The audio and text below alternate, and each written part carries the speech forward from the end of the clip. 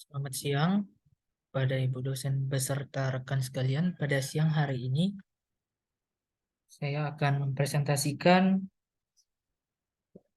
hasil analisis dari unduhan contoh laporan penelitian tindakan kelas yang berjudul Peningkatan Hasil Belajar Materi Memahami dan Mencipta Cerita Fantasi Menggunakan Project Based Learning siswa kelas 7 SMP 1 Tamyang Layang yang disusun oleh Siti Aminah.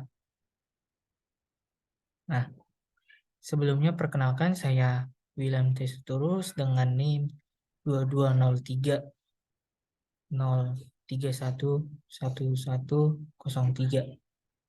Baik, pada paparan selanjutnya ini yaitu mengenai latar belakang. Nah, latar belakang si peneliti pada penelitiannya ini, latar belakangnya dipaparkan bahwasanya akar dari permasalahannya itu yaitu berdasarkan hasil ulangan harian yang dilakukan di SMP Negeri 1 Tamyang Layang. Nah, berdasarkan hal itulah si peneliti ingin melakukan sebuah tindakan, yaitu dengan membuat tindakan baru, yaitu problem based learning gitu. Nah, sementara seperti kita yang tahu, untuk membuat suatu landasan atau latar belakang kan diperlukan yang namanya itu permasalahan. Nah, permasalahannya itu berarti dari hasil ulangan siswa. Berarti eh, terhubung dengan nilai siswa atau ya nilai siswa kan. Nah, faktor-faktornya apa saja? Faktor-faktornya di sini dijelaskan ada tiga, yaitu kemampuan kognitifnya, kognitif siswa, kemudian yang kedua pembelajaran yang berlangsung cenderung masih monoton, kemudian yang ketiga itu siswa tidak termotivasi dalam belajar bahasa Indonesia. Nah, di sini faktornya, faktor-faktor yang menyebabkan keadaan seperti ini, seperti yang pertama, kemampuan kognitif, ya, ini bisa dikatakan sesuai karena pasti kemampuan kognitif erat hubungannya atau ya berdasarkan hasil tes. Jadi di si peneliti tahu bahwasanya oh kemampuan dari siswanya masih kurang dalam materi ini gitu. Kemudian dalam faktor yang kedua yaitu pembelajarannya masih cenderung masih monoton. Nah, seharusnya ini seharusnya ada sebuah apa ya, rekan yang lain sebagai observer yang menganalis atau mengobservasi dari si peneliti ketika melakukan kegiatan proses mengajar gitu. Nah, hal ini tidak dicantumkan dalam laporan PTK yang saya unduh. Kemudian yang ketiga, siswa tidak termotivasi. Nah, seperti yang sering-sering atau yang sering kita dengar memang ini sering menjadi sebuah faktor, tapi tidak ada yang dapat membuktikannya. Ini hanya anggapan saja, hanya justifikasi terhadap masalah gitu. Tidak ada bukti konkretnya apa yang sebenarnya membuat siswa tidak termotivasi, begitu kan? Kemudian yang selanjutnya yaitu kajian teori. Apabila dikaji dari latar belakang masalah, memang kajian teorinya erat hubungannya yaitu mengenai hasil belajar, problem based learning, kemudian dari materinya ya. Yaitu di sini dia mengangkat materi mencipta cerita fantasi. Akan tetapi ada kekurangan yang ditemukan bahwasanya setiap teori yang dicantumkan oleh si peneliti ini tidak memperbandingkan pendapat beberapa ahli kan.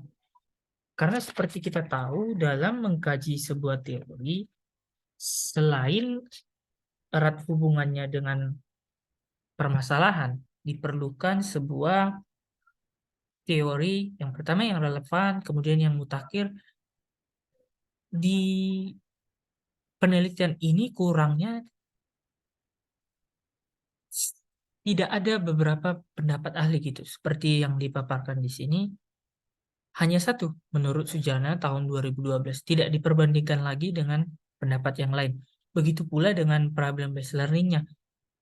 Si peneliti ini tidak mencantumkan ini pendapat dari siapa.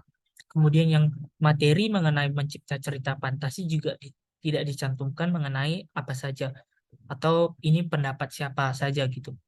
Kemudian eh, terkait kemutakhiran dari teori, kalau berdasarkan hasil analisis, kalau teori yang mengenai hasil belajar, ya teori ini masih mutakhir karena si peneliti melakukan penelitian pada tahun 2017, sementara teori yang dipakai dia tahun 2012. Jadi masih mutakhir gitu. Sementara itu kita masuk dalam teknik pengumpulan data dan instrumennya. Si peneliti menggunakan teknik pengumpulan data, yaitu observasi. Kemudian yang kedua ada tes, begitu kan. Kemudian yang saya temukan tidak ada dijelaskan tes yang dipergunakannya ini tes pilihan ganda atau uraian gitu. Itu kekurangannya. Kemudian kalau instrumen pada penelitian ini ya ada lembar tes, ulangan harian gitu. Kemudian yang kedua ada lembar observasi untuk siswa, kemudian ada lembar observasi kepada guru. Nah, kita masuk pada prosedur penelitian. Hal yang ditemukan dalam prosedur penelitian pada siklus pertama, yaitu persiapan.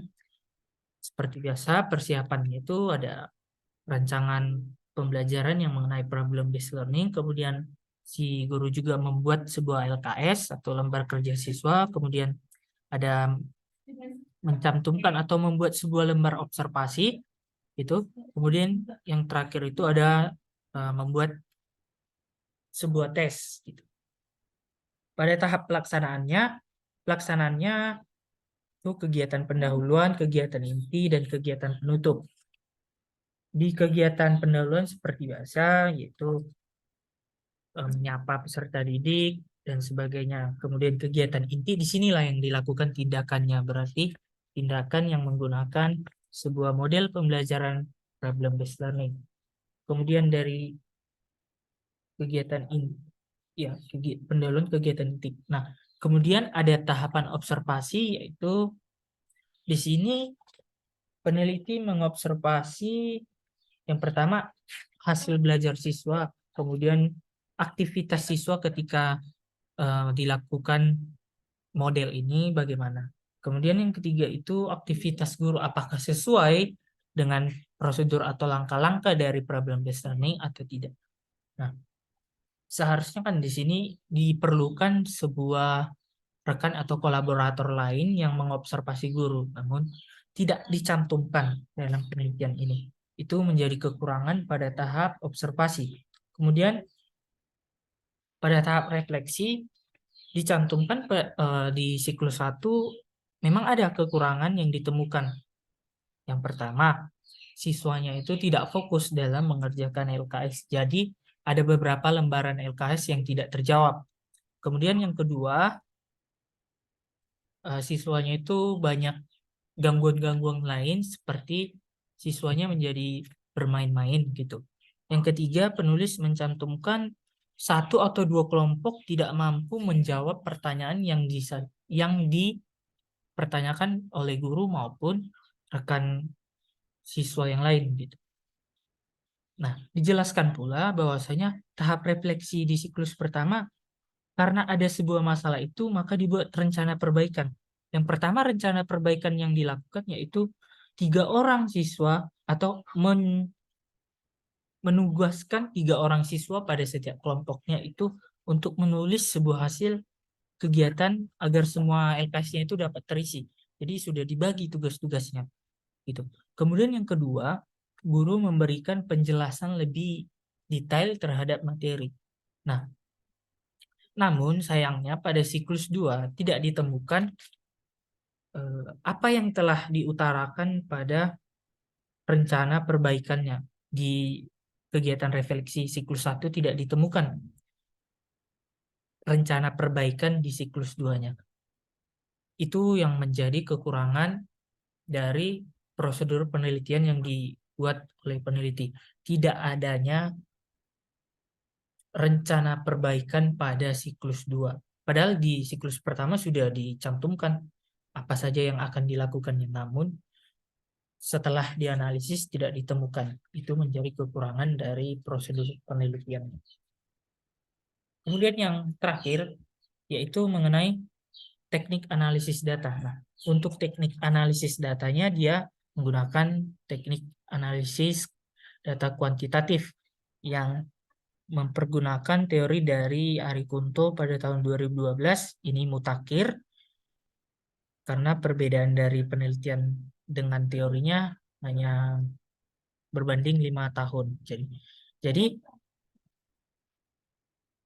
dianggap tuntas secara klasikal kalau misalnya nilai rata-rata dari setiap tes itu mencapai 64 gitu.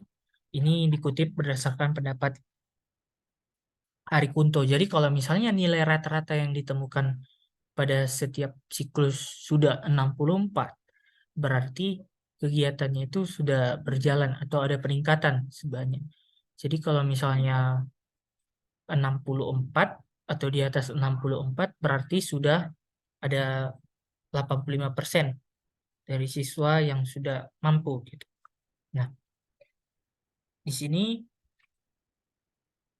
cukup dijelaskan yaitu pada siklus pertama ada jumlah dari keseluruhan hasil ujian siswa yaitu 2000. Nah, 2000 ini dibagikan banyak siswa yaitu 32 menghasilkan 62,5 dikali 100%, jadi hasilnya 62,5.